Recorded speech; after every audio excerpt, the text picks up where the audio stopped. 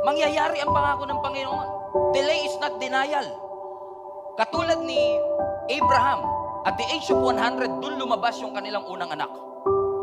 Si Noah, 120 days niyang itinayo yung ark bago dumating yung ulan. Can you just imagine?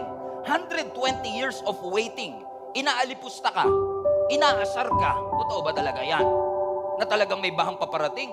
57 years na nakakalipas mula nung tinayo mo yung ark na yan, wala pa rin. Ay, naniniwala ko. Pinangako ng Panginoon eh.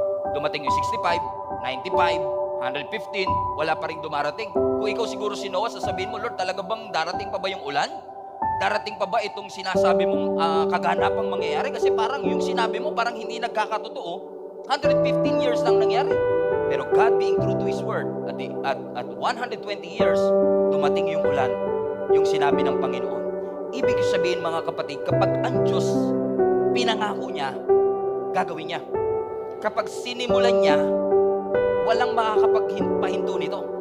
Kapag binuksan ng Panginoon, walang makakapagpasara nito. Lagi niyong tatandaan yung desisyon ng Diyos at yung plano ng Diyos will always trump your plans. Laging sigit yan. His ways are better than our ways. His thoughts are better than our thoughts. So you better trust the timing of the Lord. Sabi mo sa katabi mo, trust His timing.